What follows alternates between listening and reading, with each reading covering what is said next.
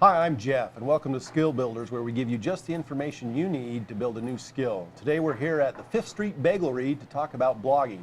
With me I have Camille Gilbert, the resident marketing expert here at Workforce Training. How are you today, Camille? Doing pretty good. There's three things we're going to cover today. The first thing we're going to cover is what is a blog. The second thing is what type of voice you should have for your blog. And lastly, we're going to talk about how often you should blog. A lot of people ask, what is blogging? And it's a good question, don't you think?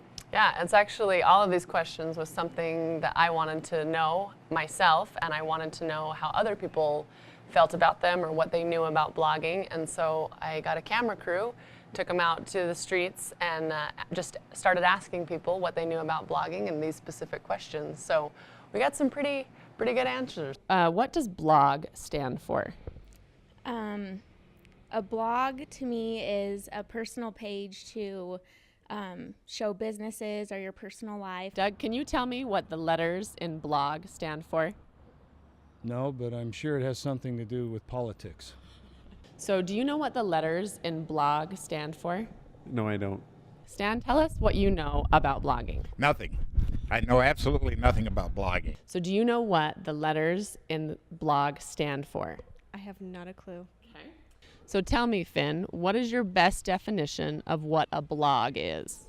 Like, is it like something where it's like something like if you're telling, is it like if you're telling something like about something or?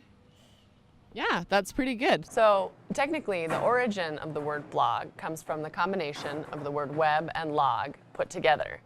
Now, what it really is, though, is it's an opportunity to create a community online. And you can share opinions, you can share recipes, information, all sorts of things, even down to who's the cutest kid on the block. Now, wait a minute, Camille. We're not here to discuss who's got the cutest kids, because we know my grandkids will trump your kids any day.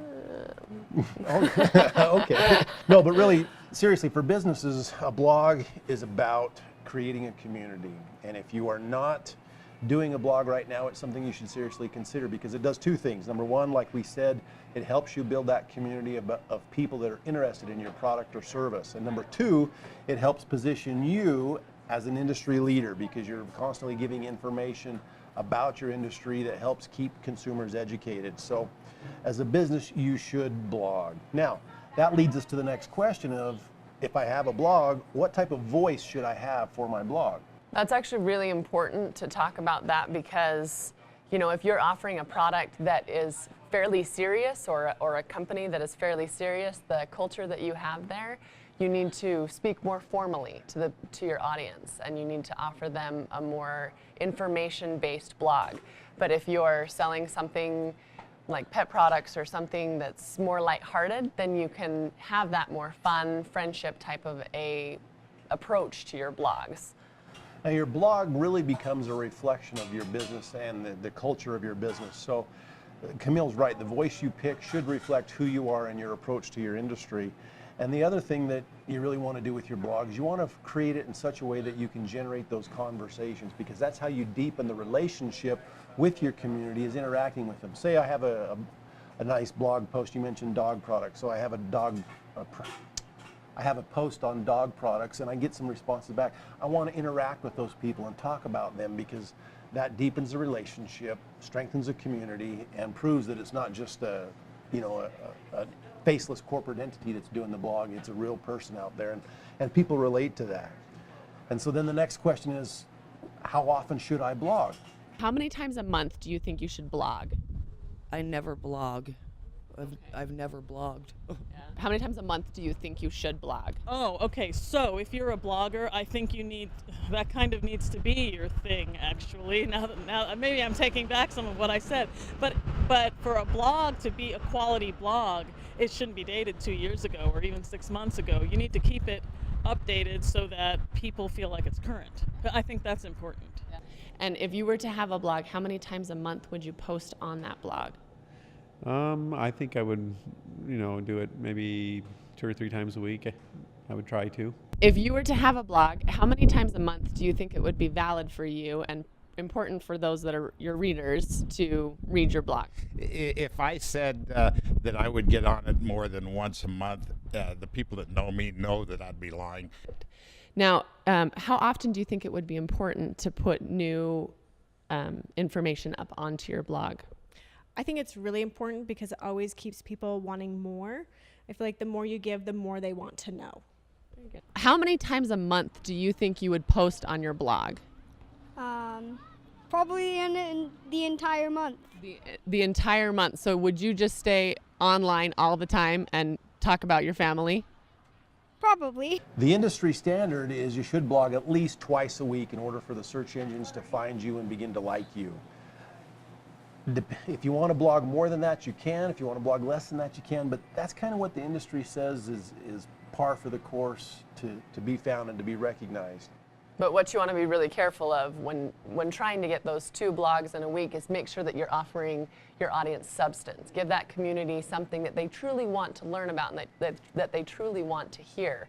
Because if you're just offering fluff or just trying to get fill-ins to make sure that you hit that 2 blog posts a week, then you're no longer giving them valid information, and that's why they're there. And so you've got to make sure that you are giving consistent, valid information that they want to hear. Now, your blog post can be anywhere from 400 to 1,000 words, depending on how in-depth you want the article to be and the information to be. So, you know, a lot of people say, I don't have time for a blog, but that's not true anymore. There are lots of services out there that can write your blog post for you. You can hire an English intern to write your blog post. You can hire ghostwriters to do that. So there's a lot of resources out there that are very cheap and affordable to write your blog. So having the time restraint is really not an issue anymore. There are ways around that. And that's actually something that we'll be covering in one of our vlogs that is coming up. This is actually it's a series of a lot of different vlogs that we'll be sharing about blogging.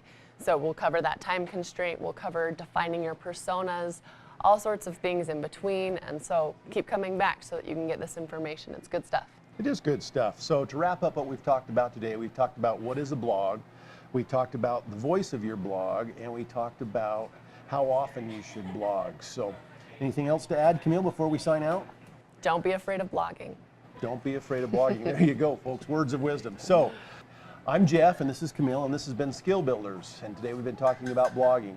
If you'd like more information on Skill Builders or on blogging, please visit our website at cetrain.isu.edu, and you can check out the classes that we have or the blog articles that we have on blogging.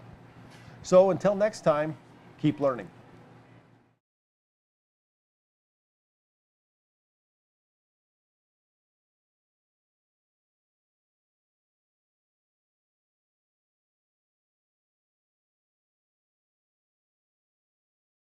If someone was to tell you they came down with a bad case of the blogs, what would you tell them to solve their problem? Clear liquids and see your doctor. Perfect.